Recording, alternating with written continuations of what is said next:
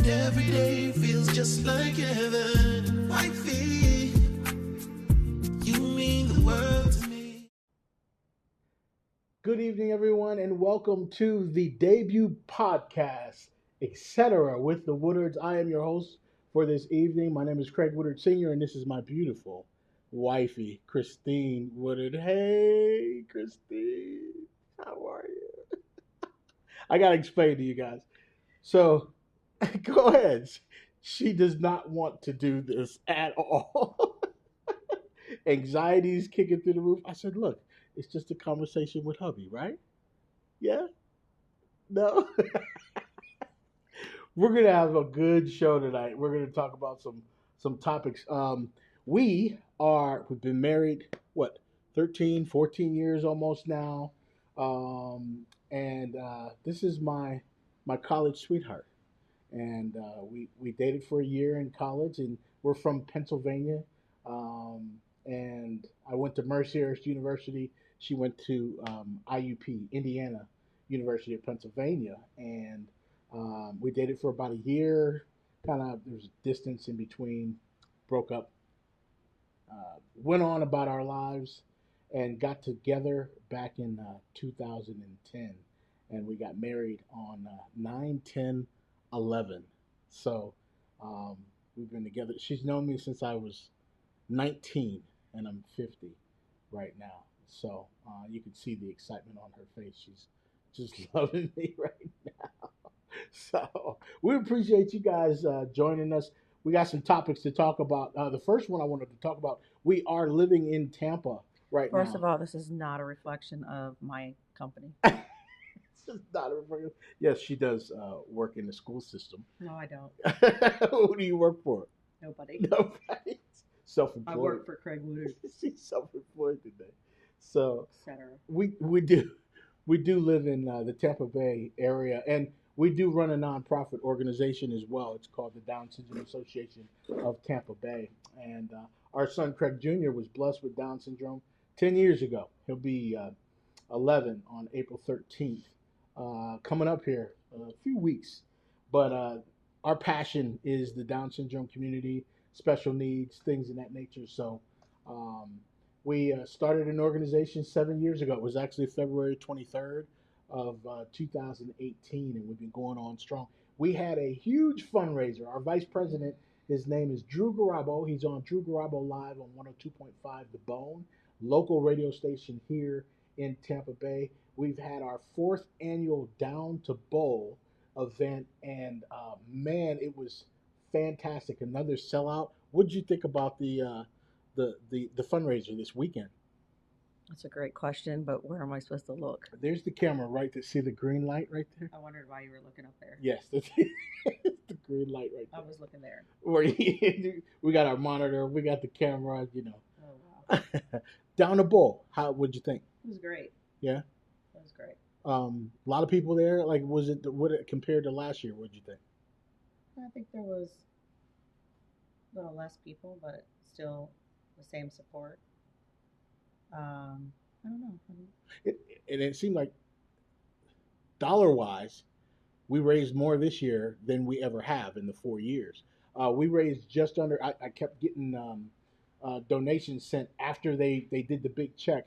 When I got home, I kept counting everything. It was just under $30,000 that they raised for the organization, the Down Syndrome Association of Tampa Bay. I got to tell you, the crew at 102.5 The Bone, they are incredible. The sales crew there, definitely a blessing. And just to see a lot of the families and the faces, new families that came to support, and companies that donated and everything. Title sponsor again was Achieva Credit Union, 4 years in a row. I mean, I think they've sponsored $5,000 each year and have paid $20,000 over the course of 4 years for us. I think the way 102.5, the crew, they worked together really well. Yeah. They just seemed like a tight-knit family, and everybody was doing something. Like, you didn't have to ask anybody, and the excitement with the raffle tickets and all that was pretty good. It was cool. Yeah. It needed to be, like, whenever something needed to be done, somebody was there doing it. You know what I mean? Yeah. It's like you didn't have to tell them what to do. They just Mhm. all just chipped in, and what an atmosphere that is. Mhm. To Especially on the weekend, it's like they yeah, already worked all week, and then they were still dedicating their time. I thought that was awesome. yeah, Those are the things I took in. absolutely. And it was from noon to 3 this past Saturday. Some of those guys got there about 9:30, 10 in the morning, and didn't leave until about 4 or 5. That was another full day after Mhm. working a full day of work. And on the radio they work crazy hours as well. So And one um, thing I love about the Down syndrome community mhm, and the families that are there, I guess like the first year I had to worry about Craig, like, is he going to run out the door? Is he going to be gone? And then thinking about now, everybody is looking out for everybody's kid. yeah, Everybody's like, okay, where's so and so? Where'd he go? Oh, he's over there. Oh, I just saw him. Or they were playing. And later on, I saw pictures pop up of like Craig with different people that I had yes, no idea that. But now I can just sit down and take it all in because before I couldn't enjoy it. Like, right. because I was worried where he was going to go and nobody really knew us that well. Now everybody's like at the perimeter and Yeah. wherever, making sure. So I felt the safety too with it. And for you guys that don't know, I'm the executive director and president of the Down Syndrome Association in Tampa Bay. Christine is the advocacy director. We had a couple other board of directors there, but like she said, in the first couple of years, you're kind of paranoid when you got Mm-hmm. a preteen running around and stuff. But when you're there, you're secure. And Craig Jr. can run anywhere, and everybody knows him. Everybody knows us. Mm-hmm. So someone's gonna grab him and make sure he's doing the right thing. And I think that's important too when where advocacy comes in with him because we put him out there. We make sure people see and know who he is, and how many times have we had somebody walk up to us and see him and be like, "I saw him. I knew you guys were here," or when I was at the zoo.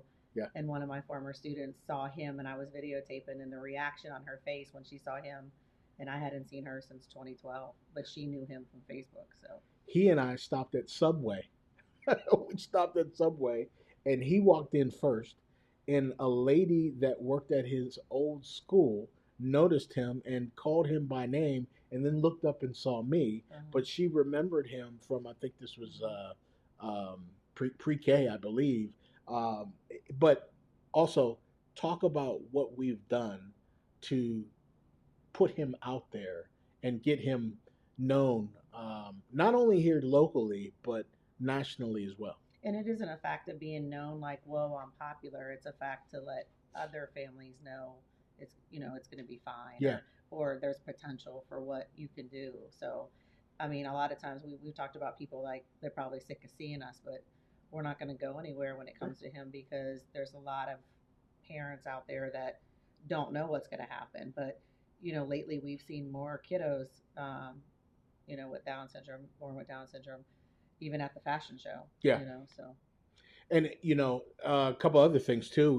He was one out of 500 individuals picked to walk, or actually to at the New York City Buddy Walk.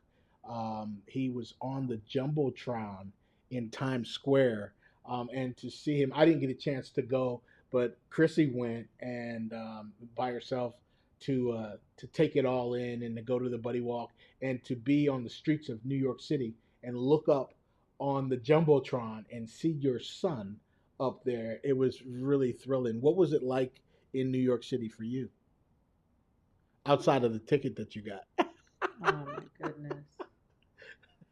I was lost for a minute and then got pulled over for my GPS. But Yes. um, I don't know. It was different. It's different than what it used to be. It was very crowded, but to be able to stand there and then see all the families and wait for their loved one to pop up on the screen was super cool. And then you Yeah. guys were able to see it live, so that was neat. Yeah. And then watching the people comment that see it, and then I think everywhere we go, people bring it up all the time. So that's another great way for our kids to be out there and be seen. Um, just like the Gigi's Playhouse fashion show, we were able to see Kayla, Miss Teen Delaware, Yeah. and I saw her in New York City on the stage, and to think how unique that is that, you know, here she is, she's Miss Teen Delaware, It's crazy. I know, and the thing is, sometimes you wonder, is it a pity, or did they really genuinely you know, we're going to delete that part. Did they vote her in? I mean, Right, no, I right, know right. exactly what you're saying. And I don't mean it like that, but I mean it like as in a fact of like, there's probably a lot of people who would not be happy for her. You yes, know. because this world is cruel. Just Yep. tell it what it is. Yep. And to be honest, and I know she's getting emotional. We talk about these things all the time. I got to take it back to my man, Sam. There's a movie out called Because of Sam. Renee Wormack is the filmmaker on that movie. Local Tampa guy. Actually, today is his birthday. He's 35 years old.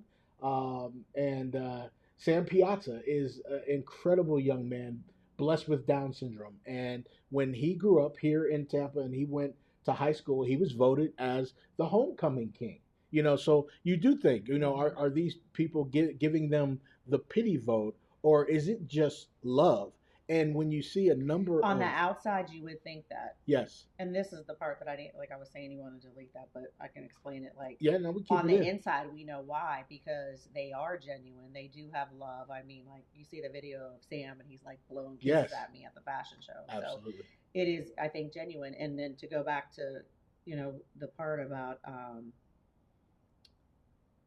for them to earn that, think Yeah. about how hard they have to work and how much harder it is for them to talk and do things and read and all that stuff. So Yeah. they're working twice as harder Yeah. than we've ever imagined working, so. Yeah, and we this is the first episode. We're going to have many conversations about a lot of different topics, etc., right? We will talk about the school system and how things are in the school system. A lot of the topics we will discuss have to do with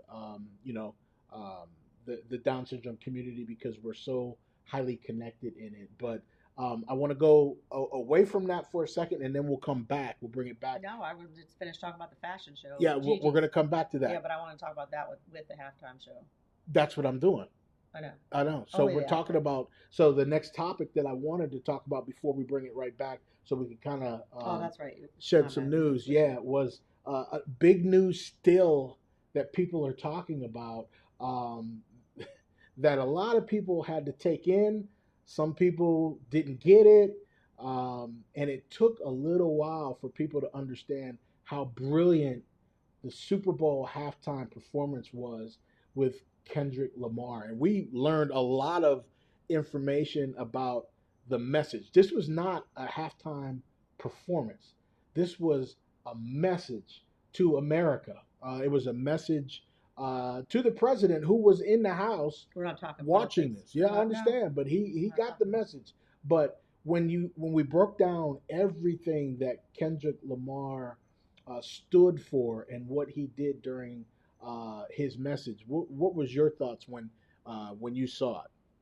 I think when it was live, mm-hmm. Some people may have thought it was just about Drake. Yeah. Oh, this is a beef between two rappers, and maybe people still haven't, but until people actually do some research on it, mm-hmm. listen to it, then understand it. You probably were the same way. It's like a lot going on. You don't hear it as well, and then you start deciphering all those things that he talked about, and there is a lot of things that we don't understand. My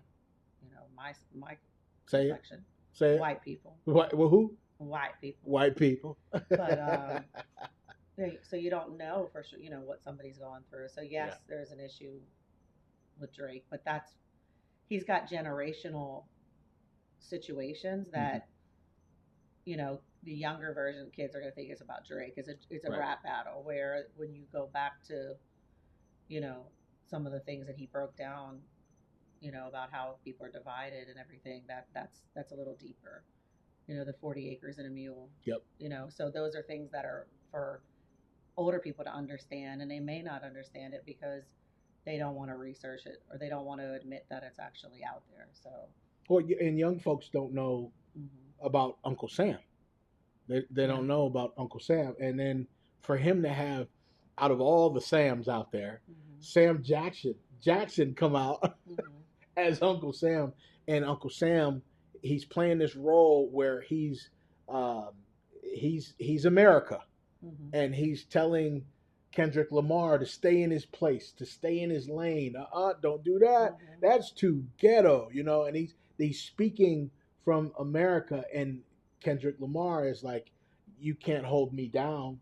This is my stage, and I'm gonna put together these messages. And when we listened to and saw all of the um, inside things that he put into this performance. I thought it was uh, incredible from the Nintendo joystick, and of course that was symbolism for I guess Drake's contract is owned by Sony.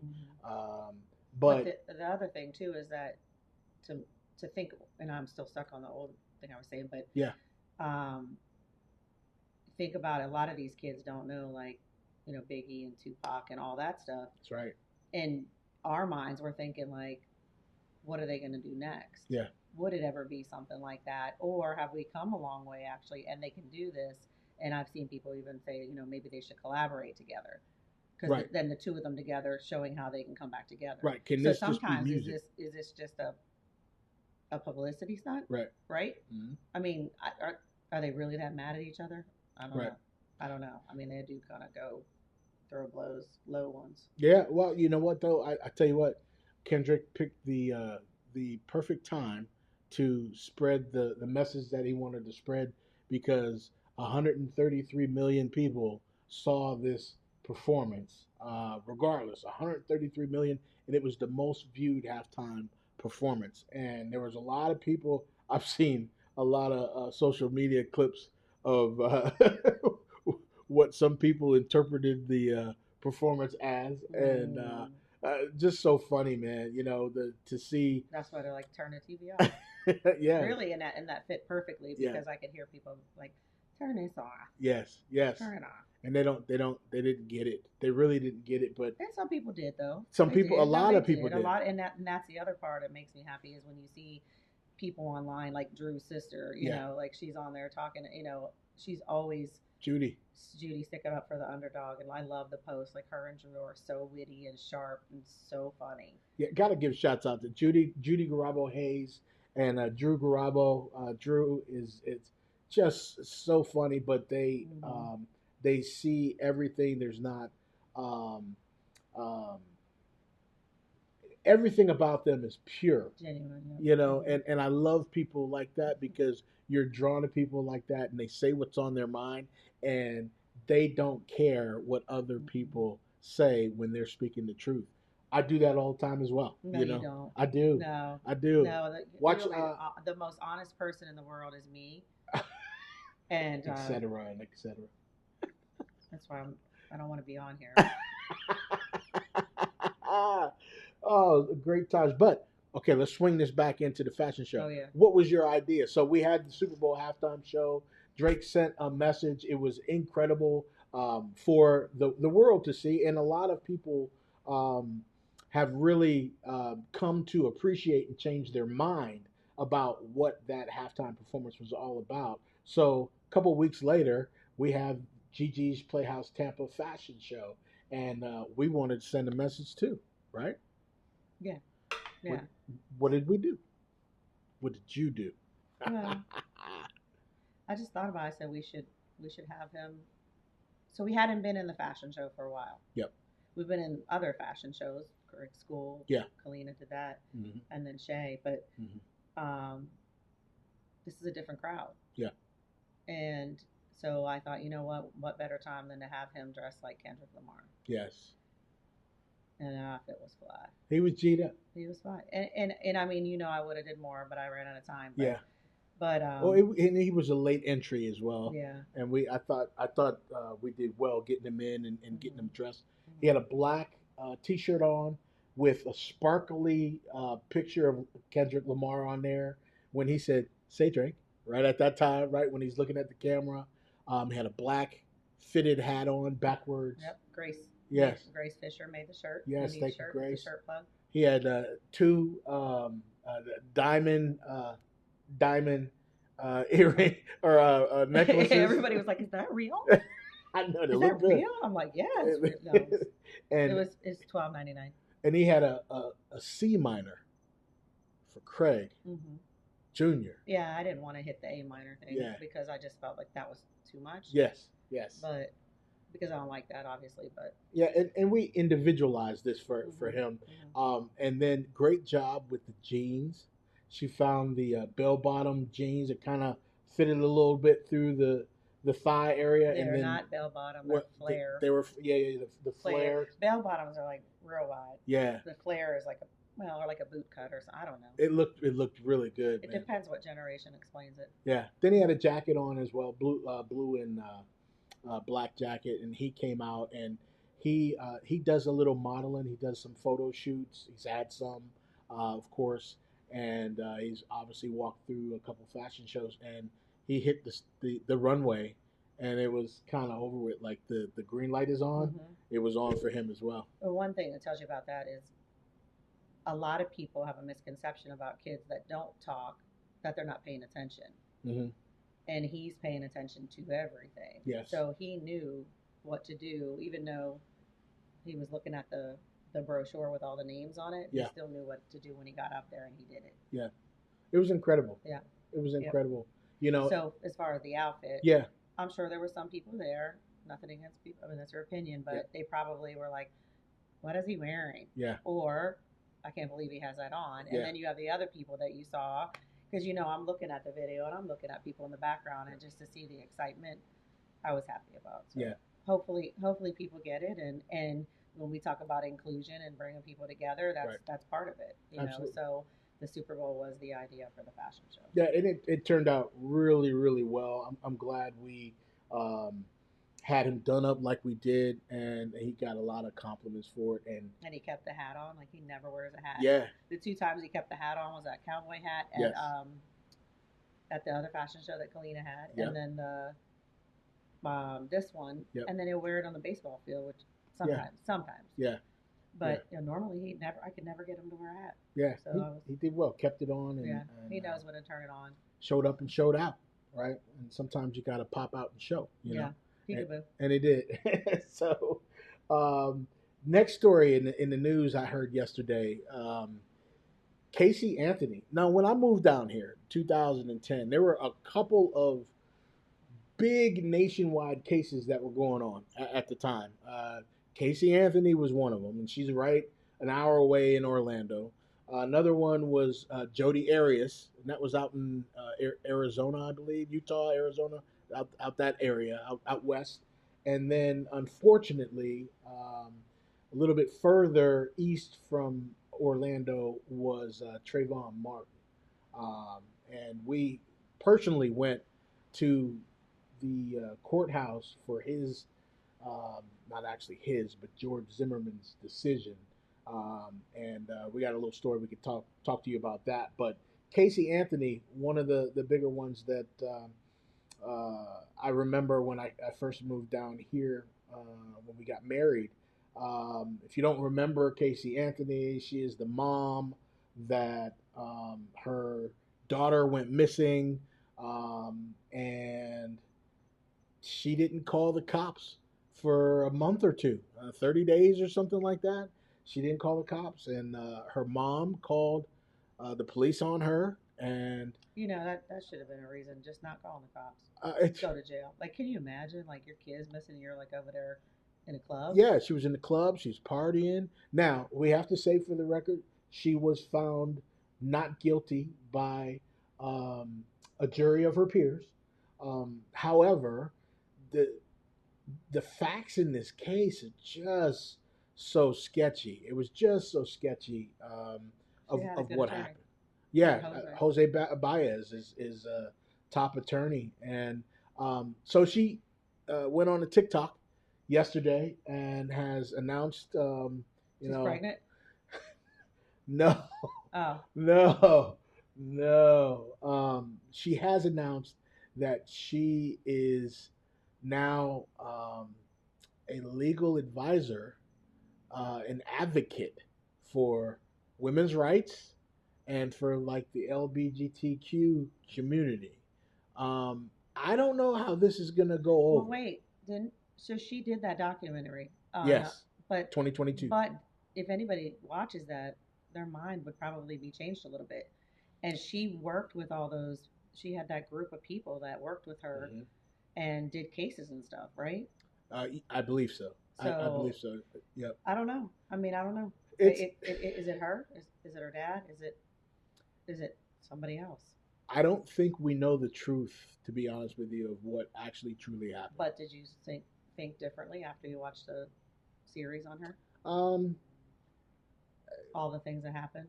I didn't think differently. I tried to remain open to look at another side, but I'm still stuck on if your child is missing for 30 days and you don't call the cops to alert them to have them out searching for your son or daughter, something's wrong with that. Something is really wrong with that. So there's some things that have occurred. She doesn't talk to her parents at That all anymore, does I she? know, no, Mm. no, not at Says all. she lost her daughter and her parents. Yeah, I mean, talk about a lonely life. She, I believe, has a brother. I don't know if she speaks with him though. So yeah, it's she pops back into the news and back into the spotlight, and you know, 13, 14 years later, it's something else. So I know I people. didn't think we'd ever see her again. I didn't either, I and didn't, and then she did that show, yeah, and they had her in hiding or something then too, didn't they? right, right, Yeah. right. And I read somewhere that she does not have security. She does not have protection with her, and so I think she's just trying to get along with a normal life. How do you have a normal life after something like that? I don't know, but she is attempting to do so. So Maybe she's really not guilty, and maybe she doesn't want anybody to protect her. yeah, yeah. I don't know. There's You know what I'm saying? if you haven't seen the documentary, go on to Netflix. I believe it was on Netflix. I don't know. 2022 documentary, and she kind of laid out a lot of different things. And of course, her parents were interviewed. They did agree to do some interviews, Mm-hmm. and the relationship between her mom and her dad as married couples, they they didn't seem right in the documentary either. And I know her dad George um, had a suicide bout back then as well, and he's had some issues, and they've gotten older now, and I believe they still live in the same house out there in Orange County. Um, but man, it's just you start to relive Maybe they'll start to give legal advice. what kind of what not to do. Maybe I mean, how to cover it up. I don't know. I mean I don't know. something went on. I don't It's like know. if you are guilty, call us. We'll help you. Yeah, man, we'll never know the exact truth Hmm. of this thing, but incredible, incredible. All right, I'm done. You done talking? I'm tired. I gotta walk. You did great for your first episode. Didn't she do well, y'all? And then you hear like a lot of applause. Yes, we'll edit that in. Fantastic. Hey, this is our first episode. This is Etcetera with the Woodards. Thank you for joining me. I know this was tough. This will be the first and the last. This will not be the first and the last. Did you see how she opened up as we started talking? I told her, I said, "Trust me, I got a good one over here." So we'll continue to bring some topics out and give you our opinions about different things. We'll talk about this, that, and etc. going forward. For Christine Woodard, I'm Craig Woodard. Uh, we're signing off right now. We'll see you on the next episode.